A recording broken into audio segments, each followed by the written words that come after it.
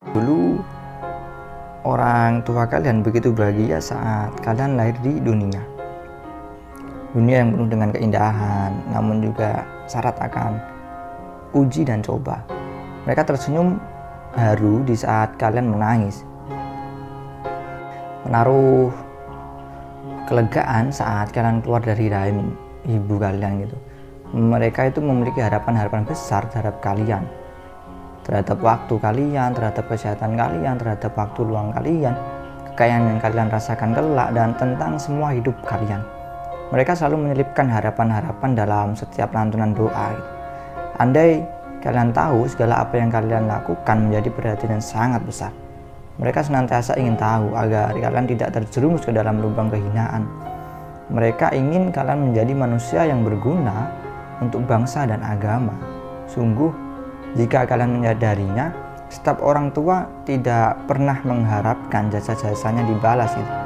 Melihat anaknya hidup bahagia saja sudah menjadi kenikmatan yang luar biasa. Lalu, sudahkah kalian berusaha menjadi seperti yang mereka harapkan? Sudahkah dalam usia kalian yang makin menua ini, kalian isi dengan hal-hal yang membanggakan mereka? Ataukah kalian cukup berpangku tangan karena mereka tidak memaksa kalian melakukan berbagai kegiatan? Jawablah dengan jujur, teman-teman. Lalu introspeksilah.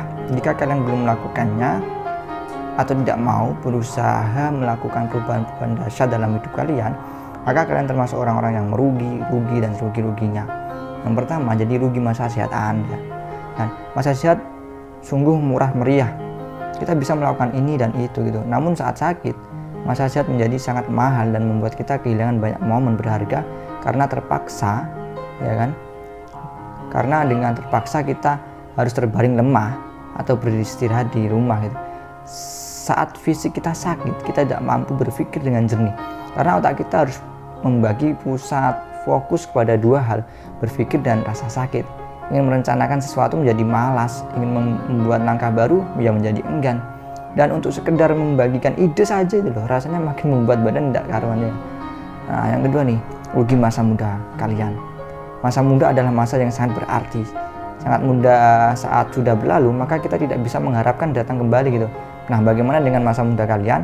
Apakah kalian akan mengisinya dengan hal yang bermanfaat untuk diri kalian sendiri dan orang lain? Apakah kalian yakin dengan cita-cita kalian yang sekarang lalu ingin menggapainya di usia muda? Perkara sukses di usia muda atau tua memang tidak penting, tetapi mengapa harus menunggu tua jika di masa muda saja kita bisa sukses gitu kan? Selagi orang tua masih ada, selagi pikiran masih fresh ya kan, bergeraklah di usia muda kalian gitu loh. Jika kalian tidak melakukannya, maka ya masa muda kalian itu sungguh tidak berguna gitu loh. Nah, jadi ya berlalu begitu saja tanpa adanya kenangan yang berharga. Rambut yang semula hitam telah berubah menjadi putih. Namun sayangnya perubahan rambut tersebut tidak dibarengi dengan perubahan cara berpikir gitu, tingkah laku, kebiasaan-kebiasaan, dan upaya untuk menindaklanjuti suatu ilmu kan gitu. Nah, yang ketiga, rugi masa kaya Anda ya kan. Maka bersyukurlah jika saat ini kalian itu kaya. Bersyukurlah pula jika pada masa sebelum kalian membaca buku ini kalian itu juga berada pada kondisi yang kaya gitu, serba cukup dan tidak pernah merasa kekurangan. Tapi jangan biarkan diri kalian itu rugi atas kekayaan yang kalian miliki ya kan, karena kalian tidak pandai membagi kekayaan kalian gitu pada orang yang membutuhkan. Ya sungguh sih teman-teman semua, janganlah menjadi orang yang pelit lah ya. Janganlah pula di masa kaya kalian tidak mau berusaha melakukan perubahan lah gitu. Yang keempat nih, rugi masa lapang kalian gitu, terjebak ke dalam kesibukan yang baik tidak jadi masalah lah ya kan. Setiap hari harus berangkat sekolah atau kuliah atau kerja ya kan, berkutat dengan tugas dan PR, les, pelajaran dan eskul dan lain sebagainya lah, yang sekolah maupun yang jadi mahasiswa ya.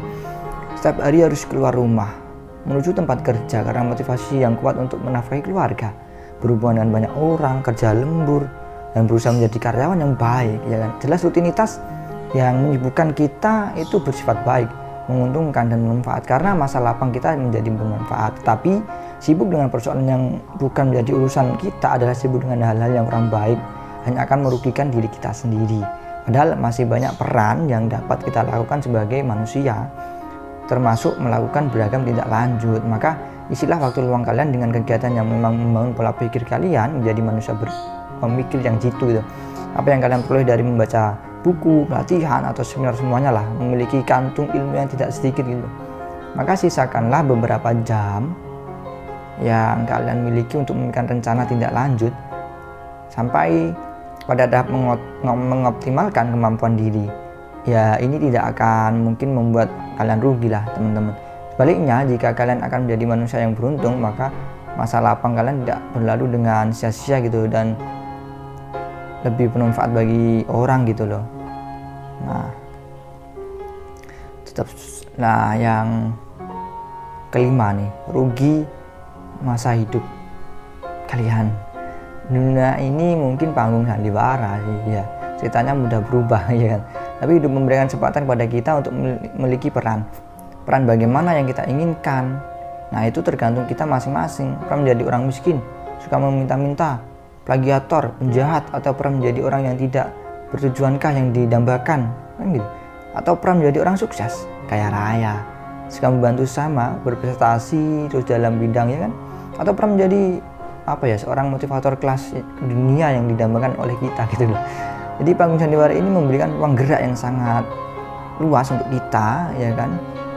Coba teman-teman perhatikan, B.J. Habibie ya kan, telah memerankan dirinya sebagai ahli teknologi yang luar biasa gitu, karena idenya yang cemerlang gitu. Jadi Indonesia kala itu bisa melaunching pesawat terbang perdana karya anak bangsa gitu. Hingga kini ya dihormati dan tetap disegani lah gitu. Terus juga Kiai Haji Ahmad Dahlan telah memerankan dirinya sebagai tokoh penggerak dalam organisasi Muhammadiyah pada tahun berapa ya, 1330 ya kayak 1330 ya kan. Masih ia mulai mengajak masyarakat di Jogja untuk melakukan gerakan amar ma'ruf nahi munkar. Hingga sekarang organisasi tersebut telah besar dan berkembang ya kan. Terus ada Mbah Hasyim Asy'ari ya kan, pendiri Nahdlatul Ulama, itu memerankan dirinya sebagai tokoh penggerak dalam organisasi Nahdlatul Ulama kan gitu. Jadi manfaatkan hari-hari Anda penuh dengan kebaikan lah pokoknya. Tetap sehat, tetap semangat.